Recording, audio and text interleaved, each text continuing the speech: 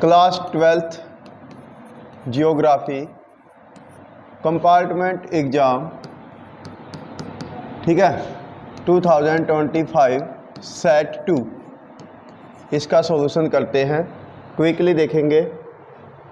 Set ए का solution मैंने आपके लिए किया था पहले ही, तो बहुत सारे क्वेश्चन इसमें आ चुके हैं, कुछ एक क्वेश्चन इसमें चेंज होते हैं। तो देखो, सबसे पहला क्वेश्चन कहता है कि इंडिया में per capita availability of water जो है वो कंटिन्यू डिक्रीज हो रही है। उसके आर कहता है कि पॉपुलेशन इंक्रीज होने के कारण से और डिग्रेडेशन ऑफ वाटर रिसोर्सेज के कारण ऐसा है। तो इसका ये आएगा answer. Both A and R are correct and R is the correct explanation of A, ठीक है। इसी प्रकार से नेक्स्ट क्वेश्चन यहाँ पर आपसे पूछता है कि जो एनिशियंट टाउन है उनके बारे में ये कथन पढ़िए और इनका उत्तर दीजिए। तो इसमें से देखो, कथन 1 सही है, 2 सही है, 3 सही है। क्वेश्चन कथन नंबर 4 गलत है, तो ओनली 1, 2 एंड 3 बी हो जाएगा। देन कहता है रूरल सेटलमेंट कहाँ होती हैं? ऐसी सेटलमेंट जो प्लेन एरिया में पाई जाती है। तो प्लेन एरिया में क्लस्टर सेटलमेंट यानी गुंछित बस्तियाँ होती हैं। अगला क्वेश्चन कहता है कि भारत में पहला सेंसस कब हुआ? कंप्लीट पूछता है, फर्स्ट नहीं पूछ रहा, कंप्लीट सेंसस पूछता है। तो कंप्लीट हुआ था 1881 में। यदि यहाँ पर ये कंप्लीट नहीं होता तो फिर आंसर आता है 1872। नेक्स्ट कहता है read the following important aspect of human development. देखो, ह्यूमन डेवलपमेंट के बारे में हम क्या पढ़ते हैं? लॉन्ग हेल्दी लाइफ होनी चाहिए, एक्सेस टू द रिसोर्स होना चाहिए, एक्सेस टू द नॉलेज। ये कथन सही है, ये सही है, ये सही है, ये गलत है। तो अब देख लीजिए 1, 2 और 4, 1, 2 और 4 ऑप्शन बी सही है, ठीक है। इसी प्रकार से अगला कहता है कि कौन सा अप्रोच ऐसा है ह्यूमन डेवलपमेंट का जो ह्यूमन बीइंग के बेनिफिशियल की बात करता है? वो है वेलफेयर अप्रोच, कल्याणपरक उपागम, ठीक है। नेक्स्ट कहता है स्पिरिचुअल नॉन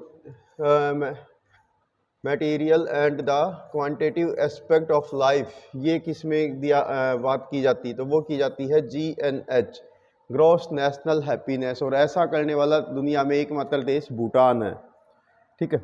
नेक्स्ट कहता है, ये कथन आपका क्वेश्चन नंबर 8 कि 1921 के पीरियड में 1901 से 21 के पीरियड को जनसंख्या के जो दौर रहा है उसको स्टेगेंट ग्रोथ ऑफ इंडियन पॉपुलेशन कहते हैं, शिखर जनसंख्या का दौर कहते हैं, शिखर का, ठीक है। और उसके पीछे कारण क्या था? हाई बर्थ रेट थी, हाई डेथ रेट थी, यानी जितने पैदा हुए उतनी मृत्यु हो जाया करती थी। दोनों कथन सही हैं और आर जो है वो एक ही सही व्याख्या करता है। तो इसका आंसर आएगा सी। इसी प्रकार से यहाँ पर एक क्वेश्चन आपके लिए टाउन से रिलेटेड ही कहता है भारत के कुछ टाउन दिए गए हैं, इनको इनके उद्भव के आधार पर ओल्डेस्ट से न्यूएस्ट की ओर अरेंज कर दीजिए। तो देखो, ऑप्शन में दिल्ली, सूरत, मदुरई और दुर्गापुर है। तो सबसे पुराना है मदुरई, फिर है दिल्ली, फिर है सूरत और फिर है दुर्गापुर। तो अब आप देख लीजिए 3, 1, 2 और 4 ऑप्शन बी सही है। नेक्स्ट ऐसा ही कहता है कि कुछ मेथडोलॉजी का यूज किया जाता है ह्यूमन रिलेशनशिप को दर्शाने के लिए, इनमें से कौन सा नहीं है? आई ऑफ साइक्लोन सही है, नेक ऑफ द इस्थमस सही है, फेस ऑफ द अर्थ सही है, body of the moving water ये गलत है। तो ठीक है, तो यदि अब सही माने में देखा जाए तो इसका आंसर हो जाएगा ये सी, ये गलत है। नोट पूछ रहा है वो, पेपर में नोट पूछ रहा है, ठीक है। तो ऑप्शन सी। आगे कह रहा है नॉन इन्वायरमेंटल डिटर्मिनिज्म से रिलेटेड कौन सा? Creation of the cultural landscape ये है। अगला कहता है ह्यूमन ज्योग्राफी की स्टडी करना, changing relationship between the man and unstable या अनरेस्टिंग मैन और अनस्टेबल अर्थ। ये स्टेटमेंट थी एलन चर्चिल सैंपल की, ठीक है, अमेरिका की विद्वान थी ये, रेड जेल की शिष्या रही। आगे है वाटर शेड मैनेजमेंट से रिलेटेड क्वेश्चन। तो इसमें कहता है water shade management officially management conservation of the surface water, ये सही है। It involve the prevention of the surface run of and recharge of the ground water.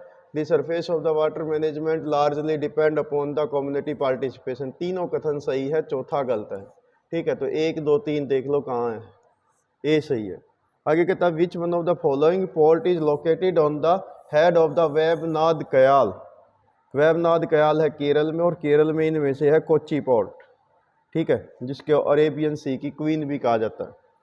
Next ये वाला क्वेश्चन है इसमें सोर्स बेस्ड, तो इसमें से सबसे पहले कह रहा है 1950-51 के बीच में किस में मैक्सिमम डिक्रीज हुआ था। मैक्सिमम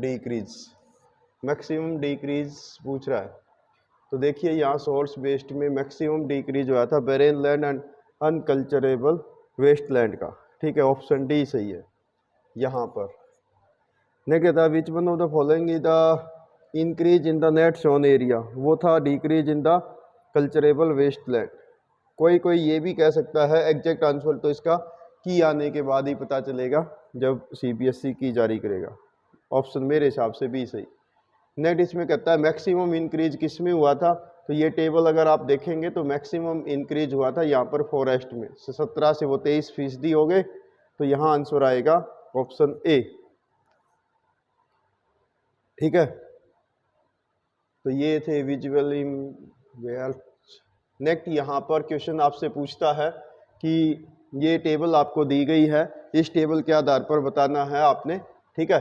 तो वो इसके आधार पर देखिए फर्स्ट जो क्वेश्चन है इसका आंसर आएगा 75155 और इसका आंसर आएगा, बता देता हूँ कैसे निकालोगे आप। कह रहा है कि नेशनल हाईवे स्टेट हाईवे से कितने कम है, तो ये national highway is less than how many kilometre in respect to the state highway. तो देखो ये स्टेट हाईवे है, इनमें से इसको माइनस कर देना आपको, ठीक है। तो आंसर आ जाएगा 75, ठीक है, 155, ये आपका आंसर हो जाएगा। अगले में पूछता है कि ये जो मेजर डिस्ट्रिक्ट रोड है ये स्टेट हाईवे से कितने ज़्यादा है, तो ठीक है, दोनों का रेशो निकाल लो, आंसर आ जाएगा आपका 385,774, ये आंसर आएगा। आगे करा जो गांव के रोड है वो ज़्यादा क्यों है, तो आप बताओगे भारत में 6,40,000 से ज़्यादा गांव हैं और उनको आपस में कनेक्ट करने के लिए जो रोड बनाए जाते हैं, इसलिए उनकी कनेक्टिविटी ज़्यादा होने के कारण से ये ज़्यादा है। नेक्स्ट यहाँ पर आपसे ये पूछा था डिजिटल डिवाइड, तो डिजिटल डिवाइड हो जाएगा आपका यहाँ तक, ये क्वेश्चन नंबर इसका आंसर है, ठीक है। दूसरा कहता है रीजन, तो दूसरा यहाँ पर आप बताएंगे यहाँ से लेकर और इसको बता दीजिए यहाँ तक, ये हो जाएगा 19.2। और तीसरा है आपका ये डिजिटल डिवाइड जो है बड़े देशों के अंदर इंटरनल पार्ट में भी मिलता है, तो तीसरा आंसर यहाँ पर है, तो ये आपने बताने थे। नेक्स्ट ये फिगर आपसे पूछी गई है, तो इस पे कुछ क्वेश्चन पूछे गए हैं। नंबर 1 तो पूछ रहा है कि इस वाटरवेज का नेम क्या है, तो इस वाटर मैं सीधा यहीं पर बता देता हूँ आपको, ठीक है। वाटरवेज का नाम है सुएज। नेक्स्ट पूछता है इसके पोर्ट, यहाँ पर है सुएज और दूसरी तरफ ऊपर है सईद, यानी सुएज है एंड सईद है। और नेक्स्ट कहता है ये कौन सी, ये है रेड सी, ठीक है। एक बार इकट्ठा ही दिखा देता हूँ, देखो ये है भूमध्य सागर मेडिटेरेनियन सी, यहाँ पर है पोर्ट सईद, ठीक है, और यहाँ पर है सुएज, ये है लाल सागर रेड सी। तो ये आपके आंसर थे।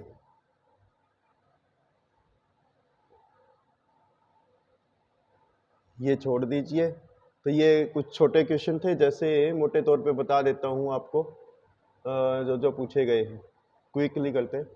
इकोनॉमिक फैक्टर बताने थे, मिनरल्स हो गया, अर्बनाइजेशन हो गया, इसके अलावा आपका इंडस्ट्रियलाइजेशन। पॉपुलेशन चेंज के कंपोनेंट पूछता है birth rate, death rate and migration. ने कहता है पॉपुलेशन एक्सप्लोजन 1981 से लेकर अब तक बताना है, तो आप बताओगे 1981 का दौर जो है पॉपुलेशन एक्सप्लोजन का रहा, हाई बर्थ रेट रही, डेथ रेट कंट्रोल हुई, उसके बाद धीरे धीरे हमारी पॉपुलेशन अब बढ़ तो रही है, लेकिन पॉपुलेशन की जो ग्रोथ रेट है वो लगातार डिक्रीज हो रही है। नेक्स्ट कहता है रोल ऑफ एयर ट्रांसपोर्टेशन। तो इसमें एयर ट्रांसपोर्टेशन का आप बताएंगे। एयर ट्रांसपोर्टेशन इंपॉर्टेंट रोल निभाता है ट्रांसपोर्टेशन में, ट्रेड में, खासकर वो भी प्रीशियस आइटम्स का, और जो जल्दी खराब होने वाले आइटम हैं उनके लिए, जैसे दूध हो गया, पनीर हो गया, घी हो गया, इनको विदेशों तक भेजने के लिए। अगला क्वेश्चन कहता है एग्रो बेस्ड इंडस्ट्रीज और मिनरल बेस्ड इंडस्ट्रीज में अंतर बताओ। तो दो हेडिंग डालोगे, दोनों की डेफिनेशन दे दो, दोनों के उदाहरण दे दो। एग्रो बेस्ड वे इंडस्ट्री होती है जो खेती पर आधारित होती है, मिनरल बेस्ड इंडस्ट्रीज भी होती है जो मिनरल पर आधारित होती है। इनके एग्जाम्पल देकर थोड़ा दो दो तीन तीन पॉइंट बता दीजिए। Next main characteristic of minerals. तो मिनरल्स के बारे में आपने इसने बताना था और उनको कैसे बचाओगे, तो दो पैराग्राफ आप बनाने। नेक्स्ट आता non conventional source of energy. इसके बारे में आपने बताना कि उनका फ्यूचर क्यों है। तो सारे जो नॉन कन्वेंशनल एनर्जी रिसोर्सेज हैं, सोलर ऊर्जा, पवन ऊर्जा, भूतापीय ऊर्जा, बायोगैस, ठीक है, इन सब का आपने एक्सप्लेन यहाँ पर करना था। Next number of nomadic herding. तो इनके नोमैडिक हर्डर क्या होते हैं, कहाँ कहाँ कौन से एरिया में रहते हैं, उनके एरिया क्यों श्रिंक हो रहे हैं, उसके बारे में बताइए और कुछ उदाहरण दे दीजिए। जैसे भारत पाकिस्तान का विभाजन होने के कारण राई का चरवाहे अब इंडस वैली में नहीं जा पाते, इसी प्रकार से अफ्रीका के मसाई मारा हैं, उनका भी जो एरिया वो श्रिंक हो गया। इसी प्रकार मेडिटेरेनियन एग्रीकल्चर के बारे में आपसे पूछ रहा है, तो इसके बारे में आप बता दो मेडिटेरेनियन एरिया के आसपास कौन सी खेती होती है, सिट्रस फ्रूट्स की खेती कैसे वहाँ पर की जाती है, उस सब का एक्सप्लेन आपने यहाँ पर करना था। नेक्स्ट इसी प्रकार से करना था इंटरनेशनल ट्रेड, इसके बारे में कैसे ये लगातार बना हुआ है। तो इंटरनेशनल ट्रेड में भी prove determine of the sum of the nation yet continue, यानी इंटरनेशनल ट्रेड के एक इसमें तो आपके नेगेटिव पॉइंट बताने हैं, इसमें इंटरनेशनल ट्रेड के पॉजिटिव पॉइंट बताने थे और बताना था कि क्यों आज भी व्यापार हो रहा है, यानी उसके बेसिस क्या है। इसी प्रकार से यहाँ पर आपने सोर्स ऑफ एयर पॉल्यूशन बताना है और उसके मानव जीवन पर क्या प्रभाव पड़ते हैं ये बताना है। और यहाँ पर है examine the problem faced by the slum. जैसे जो स्लम सेटलमेंट होती है बड़े बड़े नगरों के अंदर, मलिन बस्तियां विकसित हो जाती हैं, उनके बारे में आप बताइए। जैसे भारत में धारावी मुंबई में, तो उसका एक्सप्लेनेशन आपने यहाँ पर कर देना, उसको एक्सप्लेन करिए। इसी प्रकार से मैप बेस्ड में थे, तो मैप बेस्ड में मैं यहीं से आपका मदद लेके सीधा एक बार आपको क्विकली बता देता हूँ कि क्या क्या संभावित पूछे गए होंगे। जैसे आपसे एक तो पूछ रहा है कि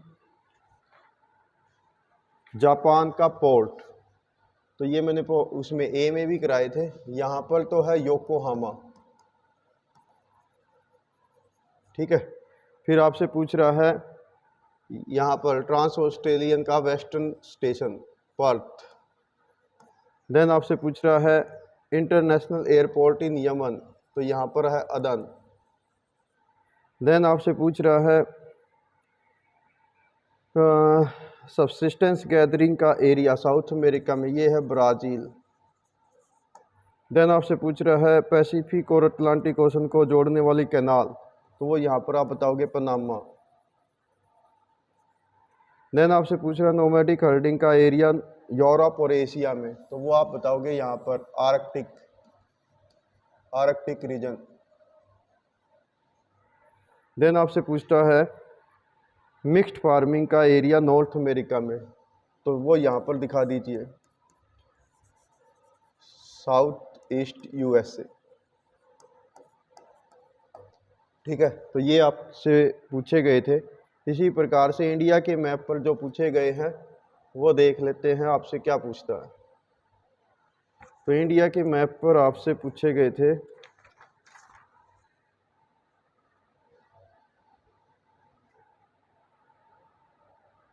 माइनिंग पूछ रहा महाराष्ट्र में, यहाँ पर है रत्नागिरी। देन पूछता है आंध्र प्रदेश के अंदर पोर्ट विशाखापट्टनम।